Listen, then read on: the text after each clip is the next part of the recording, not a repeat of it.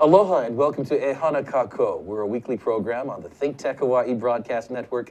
I'm Keli'i Akina with the Grassroots Institute and delighted that you're joining us today. Well, you know the saying, lucky you live Hawaii. We really are lucky when you take a look at the beautiful weather, the sea, the sky, the mountains, and so forth. I can't think of a more beautiful place in the world to live. But there is a price we pay for paradise, and those of us who live here know that all too well. Much of that price is caused by a 1920s shipping law called the Jones Act. Now, before I lose you, don't give up hope. You and I can easily understand the Jones Act now because there is a movie out, Jones Act the movie. Maybe there'll be a sequel, Son of Jones Act, coming out as well. But a lone educator decided to use her educational skills and do something about communicating the Jones Act and what it means and so forth. And we're going to meet her today. You're going to get the opportunity to see Jones Act, the movie, as the final portion of our presentation today. It's a half-hour film, so don't go away. But before that, I want you to meet the lady who just produced this, and I welcome her to our show. Her name is Kimberly Kepner-Sybounmy. Kepner-Sybounmy, beautiful name. Aloha, Kimberly. Hi. Thank you for having me. Welcome to the program. Thank you. I'm so glad you're here because you're helping us understand a complex topic. Yes, it definitely is. Now, you've lived in Hawaii about how long? About 26, 27 years. And you're not in the shipping industry. You don't sell mats and cargo or anything. You're an educator, aren't you? Well, I was originally. Yeah, I taught in the public schools for about 10 years here. So you've got the skill of being able to take complex things and help people understand them. Let me first ask you, what do you like about Hawaii?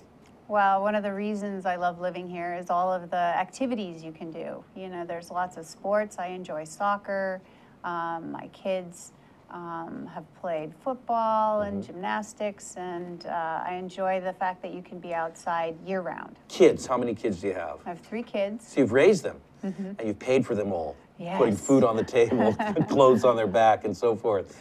Is there anything you don't like about Hawaii? Well, that would have to be the cost of all of those items. Cost of living. The cost of living, yeah. Paying for the groceries and the other goods that you buy just to have in your everyday existence here. Now, you must have friends and relatives on the mainland. Do you ever talk about the cost of living? All the time. All the time? I think when I go to visit is when I notice it the most. Is I have a parent who lives up near a fairly nice ski area in Colorado, and you would think that the prices would be higher there near a resort like Vail, but it's still cheaper than many of the things that we buy here. Now, for most of the past couple decades that you've lived in Hawaii, what did you think the reason was for the high cost of living here? Well, I automatically assumed it's because we're so far away from the mainland. Okay. It costs so much to bring everything out. And that is a factor in it, but I think once I started to look into the Jones Act, that's when I realized, ooh, it's a much more complex and it's a bigger problem than you think. Now, that's something that's difficult to understand for a lot of people. When we say the Jones Act, a lot of technical things come to mind. It's a 1920 federal act and so forth. What, in a nutshell, would you say the Jones Act is? Well, let me just say that when I first heard about the Jones Act, I was working at the legislature in Senator Sloan's office, and I was just helping out videotaping of the video conference between Guam, Alaska, and Puerto Rico. Because they're kind of like us. They're surrounded by water. They're offset from the continent. And they receive their goods through shipping primarily also. And they have to conform to American laws like the Jones Act, just like Hawaii. What did you start to discover about all of these, what we call non-contiguous regions? Well, so what you start to see happening is, yes, they are disconnected from the mainland and they are forced to use shipping as a primary source for receiving their goods, but there are restrictions on how they receive their goods based on the Jones Act. And I think making this movie came out of the moment where I was standing around and everyone was saying, yes, the Jones Act, oh, the Jones Act, and I had no idea what they were talking about.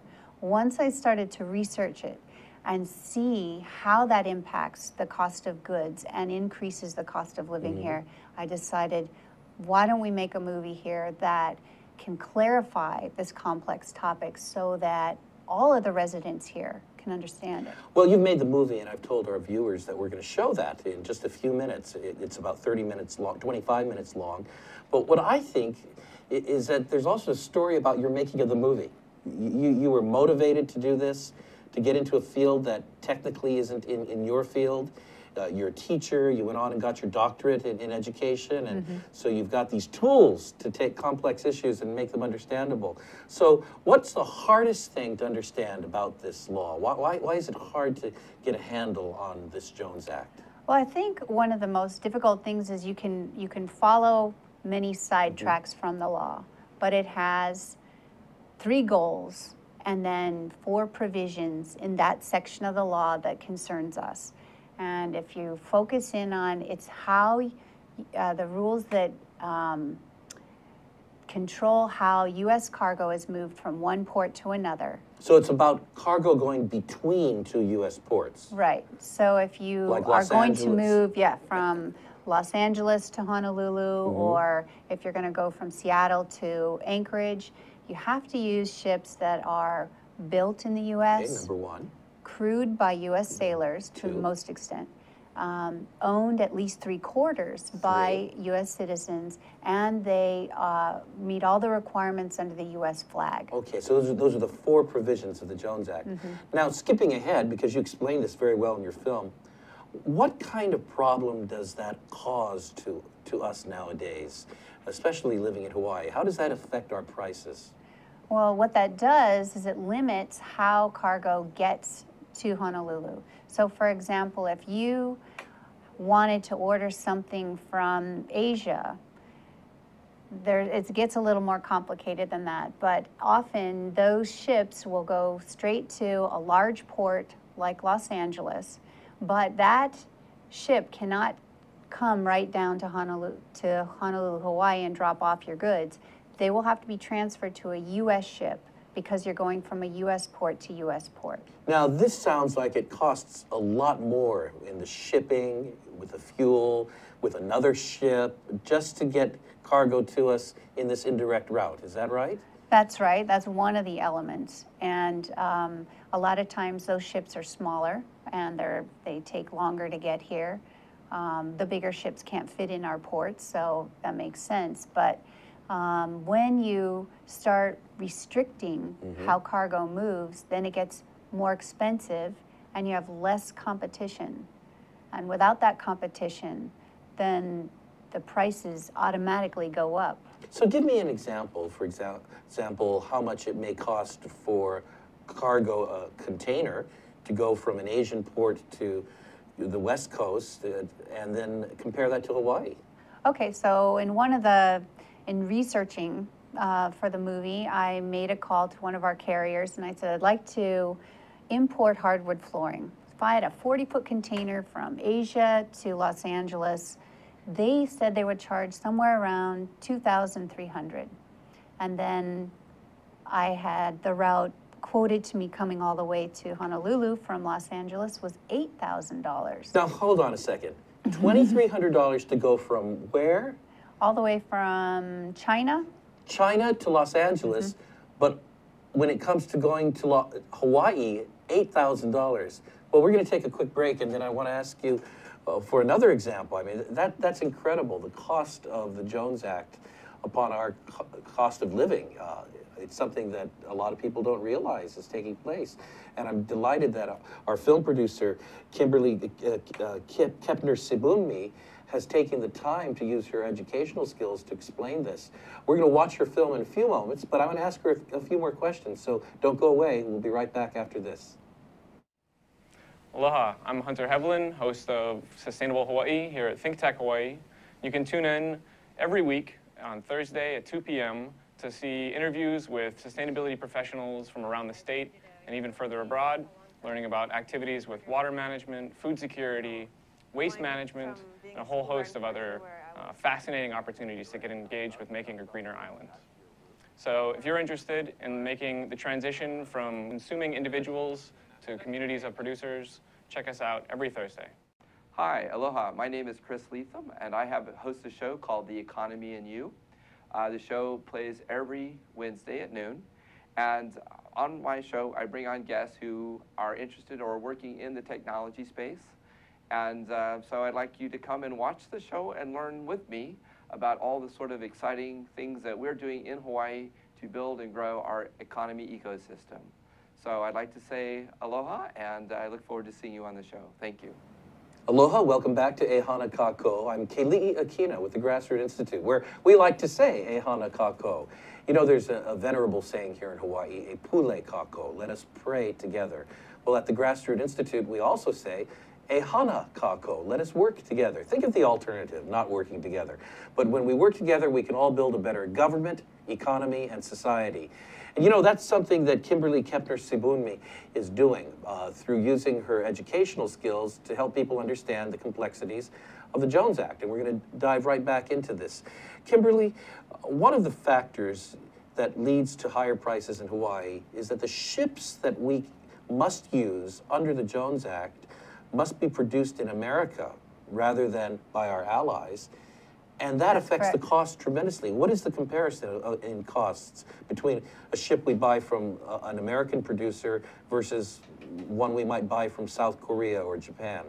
Well, that's an interesting question, because when you look at, first of all, the lack of competition we were touching on earlier also applies to the number of shipyards. And over the last few decades, we've decreased our number of major, large vessel building shipyards. They're down to 7 now. 4 of those build exclusively for the Department of Defense, leaving only 3 shipyards to build ships. And they produce an average of 2 ships a year. Wow. Now compare that to Japan, for example. They have the capacity to build over 300 large vessels. That's incredible. And you add that to South Korea, China, which produces the most. They together produce 90% of the world's large commercial vessels. So that must drive the cost of American ships through the roof. That does. It costs, without the competition and a number of other factors, those ships are very expensive. So you could spend around $200 million for a large vessel, a commercial vessel built in the United States, or if you were to buy one from Asia, you could pay 45 to 50 million. Now, there's been some movement in the way people have responded to the Jones Act. It seems that a growing number of people in the political world are starting to realize this thing is costing us a lot of money in Hawaii and other places, and they're coming up with solutions that are bipartisan. In fact, you're part of helping to piece together a bipartisan solution that takes care of just one piece of the Jones Act. You want to talk a little bit about that? Sure. At least this year in Hawaii, the House and Senate in Hawaii have introduced resolutions to ask for a U.S. shipbuild exemption for the non-contiguous trades. Okay, so this is not repeal this 100-year-old law. No. In fact, this doesn't touch most of it. It doesn't touch the provision that guarantees that there'll be American workers or union workers, or that it'll be American flagged and meet American standards. All that is in place. Correct. You're saying this only affects the provision that says we can get our ships, it allows us to buy our ships from our allies. That's right. If you can buy a cheaper ship, then the carrier doesn't have to charge as much, or it would allow another carrier to come in and afford a $45 million ship versus a $200 million ship, and then come in and compete, which will bring the prices down. So that would be passed on to the consumer, presumably. And that would help people in Hawaii who buy everything from housing to energy and so forth. And yet it sounds as though it keeps intact those provisions that have become so important to people. It allows our merchant marine to be crewed by American citizens, flagged as an American ship, and meet all of the OSHA standards, the regulations that operate our ships and so forth. Right, and as long as they're U.S. flagged, they have to follow all the rules that they do right now. Well, that sounds like a good solution. Now, we said it was bipartisan. Do you have both Republicans and Democrats coming on board in the state legislature? Absolutely. For example, in the Senate, Senator There's Sloan, only one Republican there's in the only one Senate. Republican, Senator Sloan introduced, but he had 8 Democrats Well, that's incredible. join on. Well, my guest today, and I want to thank you for being here, is Keli'i Akina, Kepner-Sybounmy, who is a Ph.D. in education, who's taken her skills and produced the Jones Act movie, or Jones Act the movie. Thank you for being on board. And for all of you watching now, please sit back, buckle up, and get educated about the Jones Act as we watch the movie. We'll be back on Ehana Kako on the ThinkTech Hawaii Broadcast Network next week. Aloha.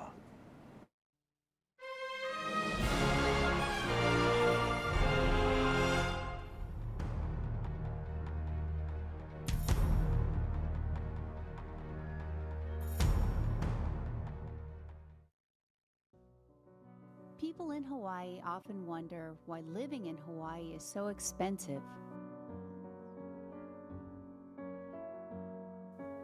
This video provides an explanation of a coastal shipping law and describes how it contributes to the high cost of living for Hawaii residents.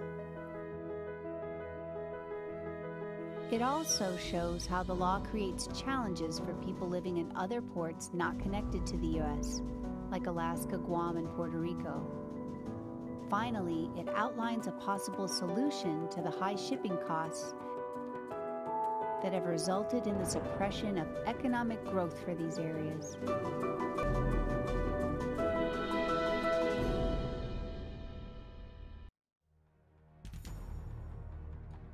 Hawaii has had strong economic ties to the U.S. mainland since the 19th century. In 1826, the U.S. and the Kingdom of Hawaii entered into a treaty involving commerce and navigation, encouraging the commercial planting of coffee and sugarcane. In the 1850s, Hawaii's sugar exports surpassed all other commerce between the islands and the U.S. mainland, demand steadily increasing due to the U.S. Civil War and the gold rush of the West.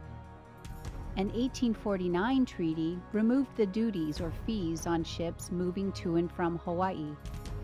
Further privileges were granted in the Reciprocity Treaty of 1875, spurring sugar production and allowing the U.S. use of lands that are now known as Pearl Harbor.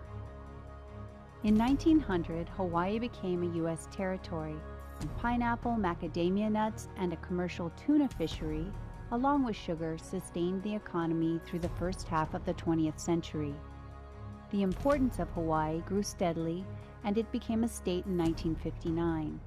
Hawaii's economic and strategic significance to the U.S. has grown over the last 130 years, and the shipping between Hawaii and the U.S. mainland is now fully domestic and regulated by the coastwise laws of the U.S. Unfortunately, as a result, the residents of Hawaii have increasingly become captive consumers due to a protectionist law, the Jones Act. The Jones Act is more formally known as the Merchant Marine Act of 1920. The purpose of the act was to end the coastwise waivers that permitted the use of foreign-flagged ships, which were ordinarily prohibited from domestic trade and required to pay fees when arriving at U.S. ports, returning the routes then to U.S. carriers. These waivers were granted during the U.S. participation in World War I, when many U.S. ships were requisitioned for the war effort, leaving the non-contiguous or secondary ports without enough ships to meet their needs. In addition, Section 27 of the Act, originally proposed by Washington State Senator Wesley Jones, was designed to cut out shipping competition from Canada for routes between the Northwest and Alaska, and to look out for U.S. security. There were 3 main goals of the Jones Act.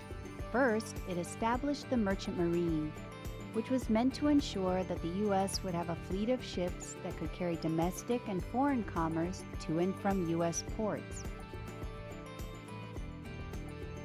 Second, it established sea lift capacity. This meant that in times of war or emergency, the U.S. Navy could call upon these merchant ships to support it by carrying necessary supplies to U.S. positions.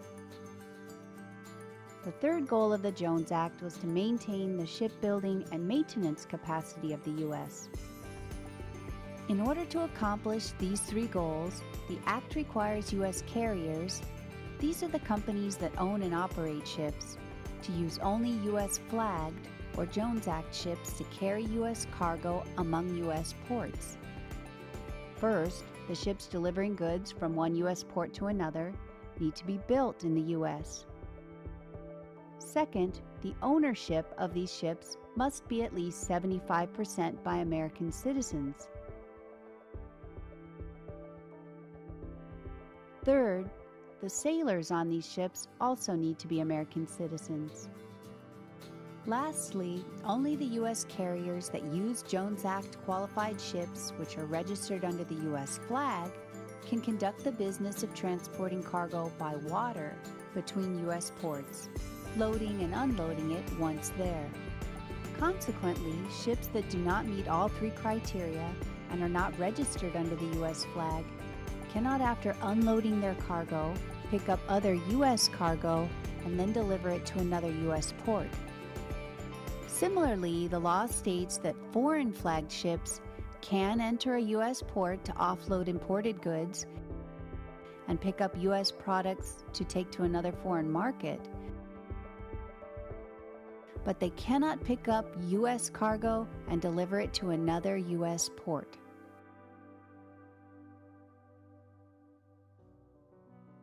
While the goals of the Jones Act seem like good ideas, the consequences of the stipulations hurt the people of Hawaii. Specifically, the requirement in the Jones Act that the ships must be built in the U.S. serves to make the prices of goods much higher for smaller secondary ports like Hawaii. The reason for the higher prices is the lack of competition in two areas. Lack of competition among U.S. shipbuilding companies, which drives up the cost of new ships, and the lack of competition among the ocean carriers that serve the secondary ports, both of which contribute to higher consumer prices. To gain some perspective on the lack of competition among U.S. shipyards, it makes sense to look at the same industry in other countries. Currently, Japan has the shipbuilding infrastructure to build approximately 300 or more large commercial vessels a year, not including those for its domestic use. South Korea produces the largest container ships in the world, and including China, the greatest producer, these three countries produce over 90% of the world's large vessels. In contrast, the U.S. shipyards only produce an average of 2 1,000 gross ton or larger ships a year. That's because there are only 7 U.S. shipyards capable of building vessels of this size. Of these, 4 build exclusively for the U.S. Department of Defense, leaving only 3 shipyards to build commercial vessels. This lack of competition reduces efficiency and results in prohibitively high costs for building new ships, up to 5 times the cost of comparable ships built in Asia. If one of Hawaii's carriers orders an 850-foot ship from a U.S. shipyard, the company would have to wait for 4 years for delivery and pay $209 million.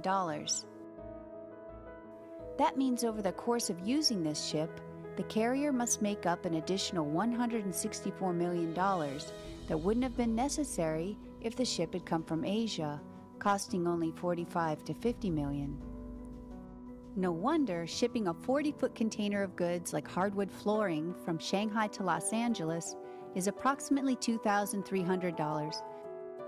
But sending the equivalent 40-foot container from Los Angeles to Honolulu is estimated by one carrier to cost over $8,000. It is common for carriers to charge a bit more for routes to smaller, less populated ports. They are operating smaller ships that carry less cargo than the trans-Pacific carriers, which utilize large container ships that are too big to enter the harbors in the smaller ports. This reality, coupled with the fact that carriers prefer to sail their trans-Pacific vessels using Great Circle routing, meaning vessels travel further north where the circumference of the Earth is significantly smaller than through Hawaii, are all done in effort to save time and money. Granted, many of the large carriers leave the west coast of the U.S. half empty. We don't export as much as we import. But it is still not cost-effective for them to travel to the smaller non-contiguous ports, since the smaller populations require fewer goods. So there is far less competition for the non-contiguous trade lanes.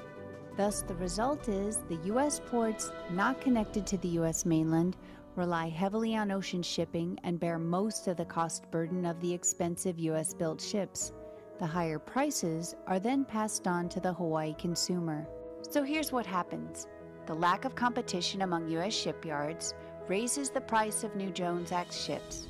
This means it's difficult for additional ocean carriers to buy a ship and come in and compete for the business of shippers needing to move goods between the U.S. mainland and smaller secondary ports. Thus, the lack of competition, or threat of it, among carriers puts them in a position to charge higher prices in effort to recoup the higher cost of U.S.-built ships. The higher prices are then passed on to the Hawaii consumer.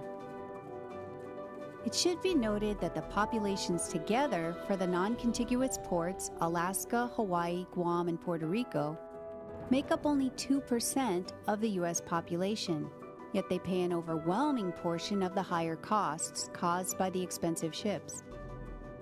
The impact on the cost of living for Hawaii residents is seen every day in the cost of food. In fact, the United States Department of Agriculture estimates the monthly cost of food for a family of 4 on food stamps is significantly higher in Hawaii when compared to the average of the other 48 states. A Hawaii family on food stamps requires $1,088 in assistance each month, while families on the mainland receive an average of $650.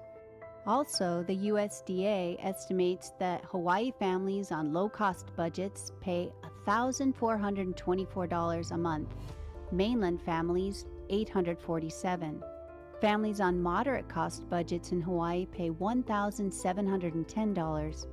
Mainland families, $1,055.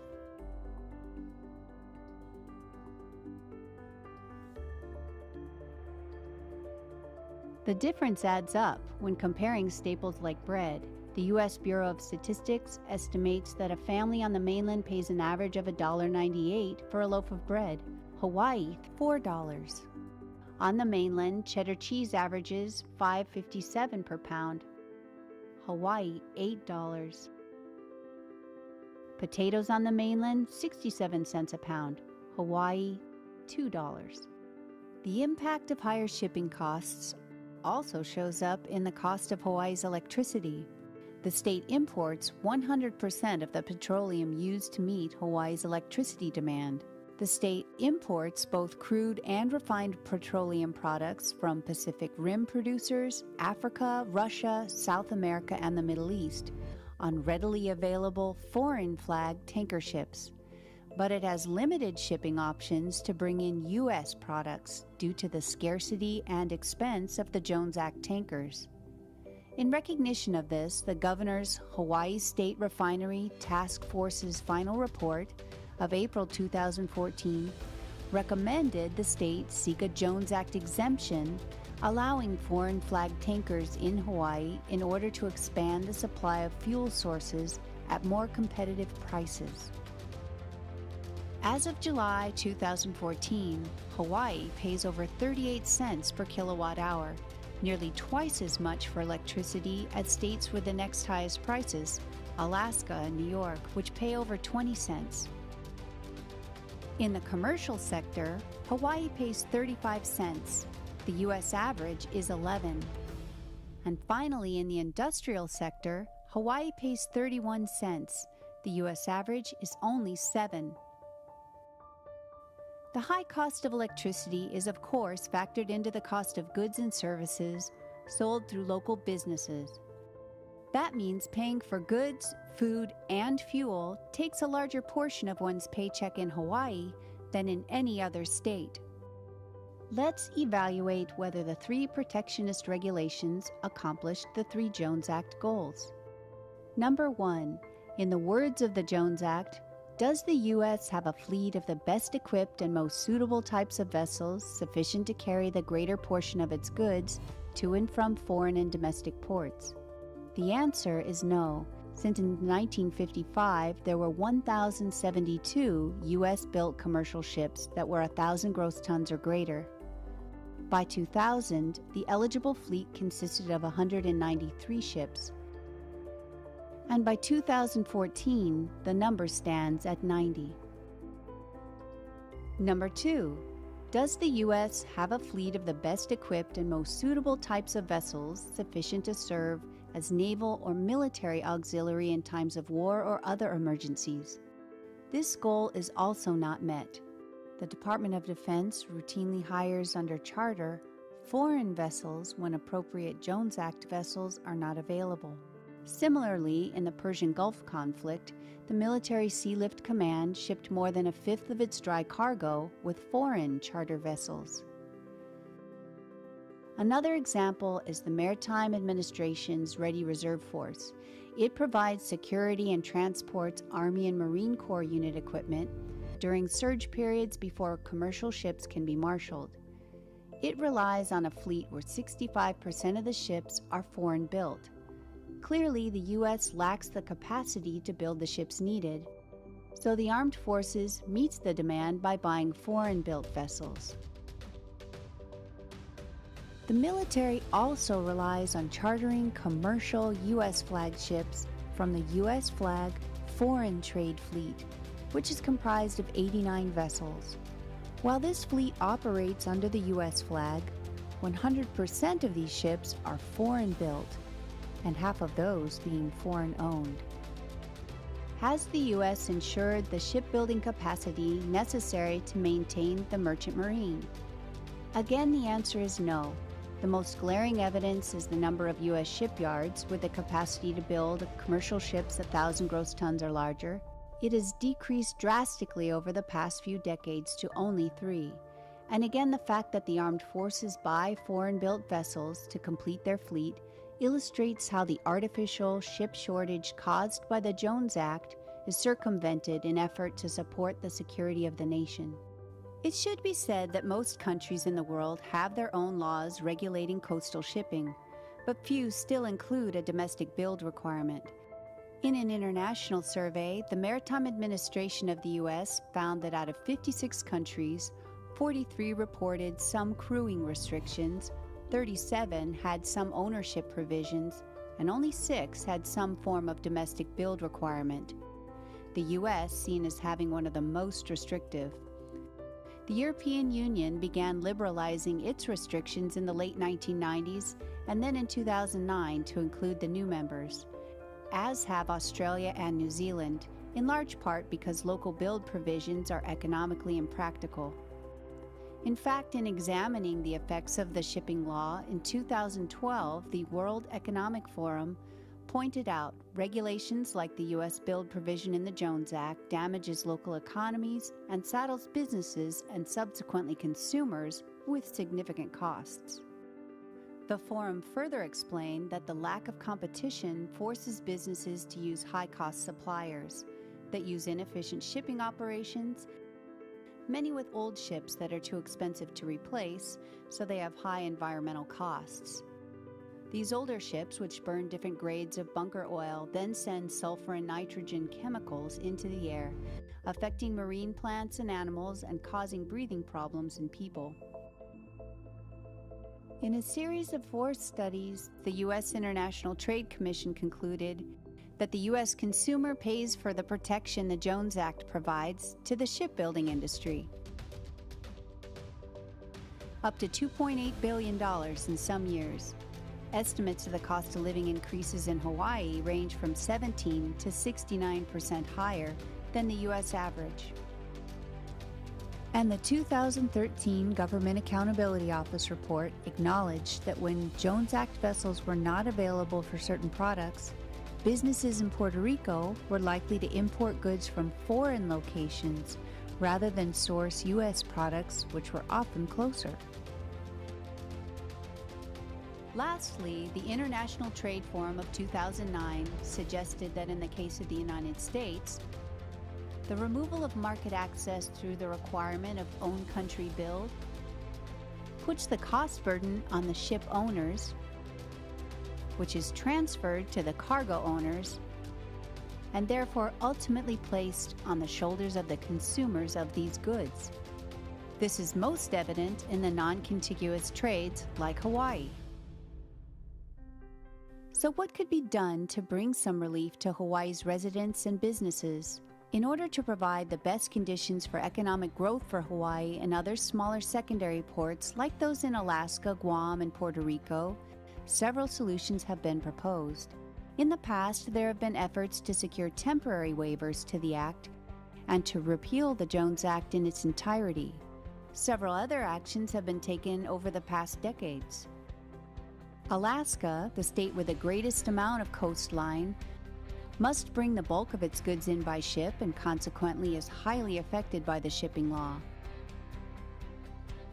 In 1982 and again in 2008, the Alaska legislature passed a statute that compels the governor of the state to do everything in his or her power to remove the restraints of the Jones Act. Recent efforts to make changes in the other trades or non-contiguous ports are beginning to gain traction. In April of 2013, a senator from Puerto Rico introduced the Senate resolution with a goal to direct the Puerto Rico Senate to investigate the impact of the Jones Act on the Commonwealth. It held extensive hearings in January and February of 2014, listening to various stakeholders, with the final report to come later in the year and a possible introduction of a resolution in the 2015 session. In April 2014, the legislature of Guam passed a bipartisan resolution calling on Guam's Democratic Congresswoman to introduce federal legislation exempting the non-contiguous jurisdictions of Alaska, Hawaii, and Puerto Rico from the U.S. build requirements of the Jones Act. Guam sees its effort as necessary because even though it is already exempt from the domestic build requirement of the Jones Act, it still suffers negative effects because the natural shipping route from the west coast of the U.S. goes through Hawaii, requiring U.S.-built ships. Most recently, in a bipartisan effort, Hawaii legislators introduced resolutions during the 2013 and 14 sessions, each requesting the Hawaii congressional delegation introduce and Congress to enact federal legislation that would exempt the non-contiguous trades from the domestic build requirement of the Jones Act.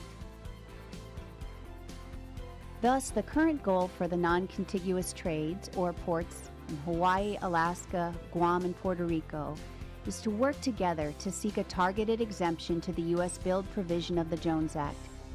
This would simply allow ocean carriers that serve these four ports to buy large self-propelled ships that are foreign-built, while still complying with the other provisions, U.S. ownership, employing crews of U.S. citizens, and being registered under the U.S. flag. There are arguments that Hawaii would lose over 20,000 jobs that are dependent on the Jones Act. However, this is a common misunderstanding. The Jones Act exemption requested by the non-contiguous trades or ports refers only to the U.S. shipbuild provision. The number of shipyards that build new, large, self-propelled ships in Alaska is 0. In Hawaii, 0. And finally in Puerto Rico, 0. So the number of jobs that would be lost, 0. Based on what we know about the Jones Act now, it makes one wonder, why should Hawaii remain captive to a protectionist law that doesn't effectively protect U.S. shipping commerce, shipbuilding capacity, or U.S. security, and forces the non-contiguous ports to shoulder a higher percentage of the Jones Act burden? If you are in favor of reducing the cost of living in Hawaii, Alaska, Guam, and Puerto Rico, you can contact members of your congressional delegation and tell them to support a Jones Act shipbuild exemption.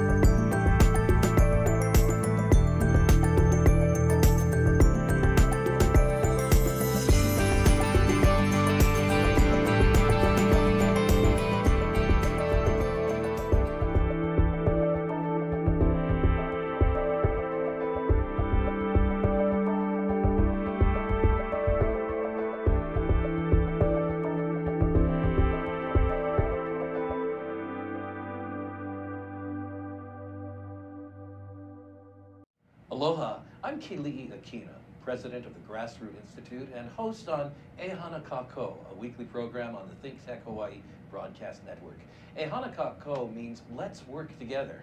Think of the sad alternative, let's not work together. Here in Hawaii, with all of our diversity and the richness of the people, it's important for us to come together around issues on the basis of what's right and what's good and what's going to serve the common good. And that's what we try to do at Ehana Kako. Every week we interview movers and shakers, people in government, business, and other sectors of society to talk about how to create together a better government, economy, a better world here in Hawaii that can bless the rest of the world. I thank you for your attention to ThinkTech Hawaii, and we look forward to seeing you every Monday, 2 to 3 p.m. on the ThinkTech Hawaii Broadcast Network. We're Ehana Kako, and we wish you well. Aloha.